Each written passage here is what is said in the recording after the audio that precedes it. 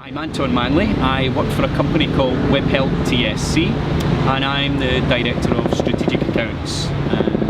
How did I end up in customer service? Well, my personal journey started, I was heading up a sales division in a financial services company and spotted the opportunity in our service area. I felt it was a real sleeping giant, so I approached the board and was given the position head of customer service.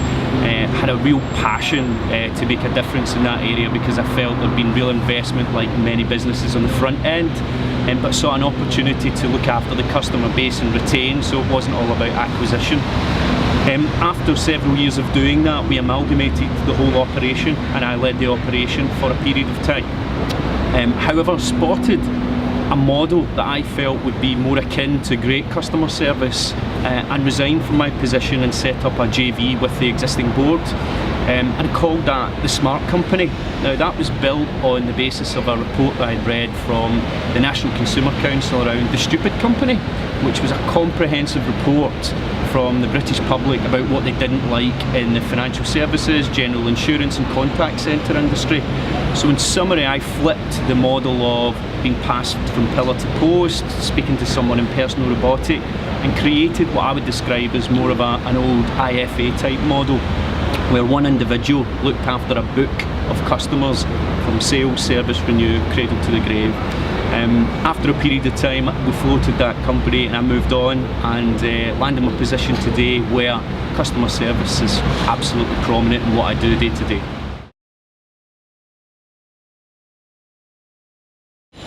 So I think as a business, we've had a strategic view on what we want to do and how we position ourselves, and customers are at the heart of what we aim to be. Can I do that one again? Yeah.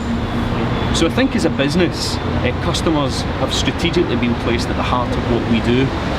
We've had a look in terms of what our aims are in a business, and without these customers then our business isn't adding value. So we've taken a view that our business is not just a contact centre, but it's a data business, and the best people to give us the data are the customers, so we want to listen to the voice of the customer. So we've come up with various innovative solutions, built various different functions and investment in areas in our business that really analyses and listens to the voice of the customer. One of our specialist areas is an innovation that we call Discovery. It's a new methodology that we've built that really focuses in on what our customers are saying, but at the same time engages our people at the front line. So we want to listen to the people at the front line and let them tell us what's going on with our customers as well.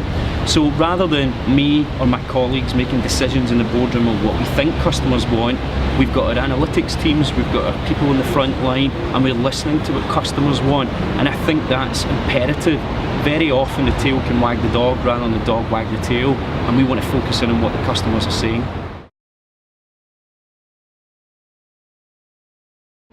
So I think I look at that within me as an individual and also the role that I play within the business. For me, I think it has to be driven top down. If you're talking the talk, you need to walk the walk as well. I think I speak to customers, I invite customers into our sites and our centres, try to understand the experience that they're getting and try to learn from that as well. I think it's not uncommon on particular large events that I've been on the phone and speaking to customers as well. Very much listening and considering that then is about how I actually structure the team and the departments that are going to make sure that everyone in my business is facing forward. And facing forward is a phrase that I continually use. So I'm one of the least important people in our business, and anyone who's not on the phone at front line talking to our customers should be in a job that's working to support our customers and our people on the front line. So I've very much considered the functions and the units we have. I've invested heavily in a unit of customer excellence that's built to help that whole community face forward, but also within the metrics that we focus on, it's very easily to be consumed on 200, 300, 400 KPIs before you actually know what's going on. So very, very simple metrics are built into the model that we've got to ensure that we understand what our customers are saying, that we're listening, but by design that I'm driving into the business a facing forward strategy. So I think that's a great question. I think attitudes are very infectious, and I think very much from day one when we recruit, train and onboard anyone who joins our business, we make sure that they understand all the philosophies that I've spoken about today, that the customer is very much at the heart of our business. Similar to the customer, their employees on the front line are hugely important, but it has to be the DNA all through the business, so top down driven. It's about that passion and believability, if you like, that someone does care about the customer. So we inbuild in our training models and that recruitment process not just competency-based questions, but we also look at behaviours and attitudes, really looking to spot talent and people who have got a passion for the customer. And I don't really mind if you're sales, service, whatever you see yourself, frontline, back office. The behaviours and the traits that we're looking for is that you have a passion for the customer. So I would say it runs through the DNA of our business as we've grown and expanded. We've got a blueprint of how we actually look to bring people into the business. So for me, we've got a real passion within our business that we're going to deliver the very best customer service on every occasion.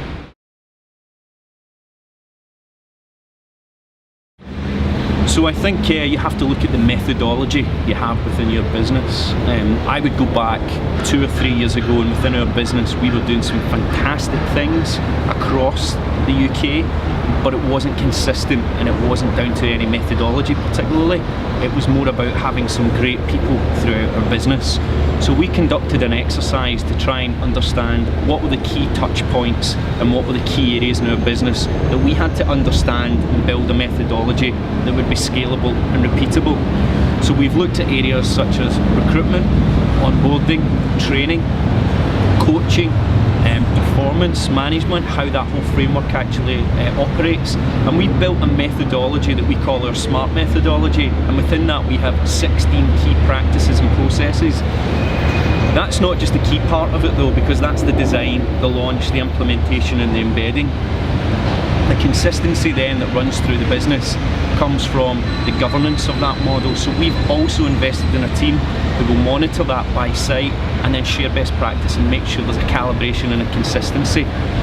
And that methodology, no matter if we were opening a new site somewhere today, we would pull out the blueprint and we would launch that and operate the same way as we do with a tenured site of over 10 or 15 years.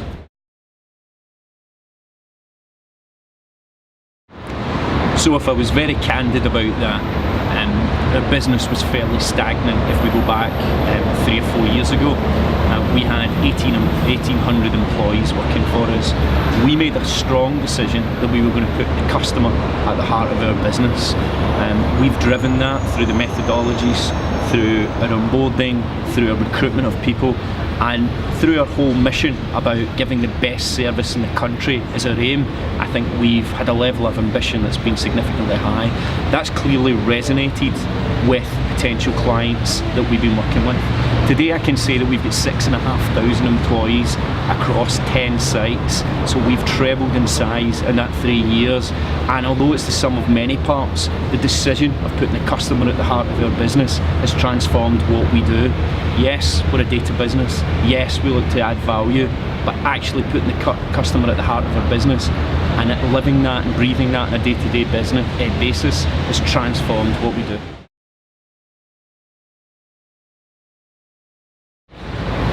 So I've got lots of high level analogies I could give you in terms of what makes it worthwhile, and yes, the business growing, that's great, seeing new people get new jobs, go into areas that have hard knocks, and we've been able to build companies very quickly and very successfully. But actually some of the simple things make it worthwhile.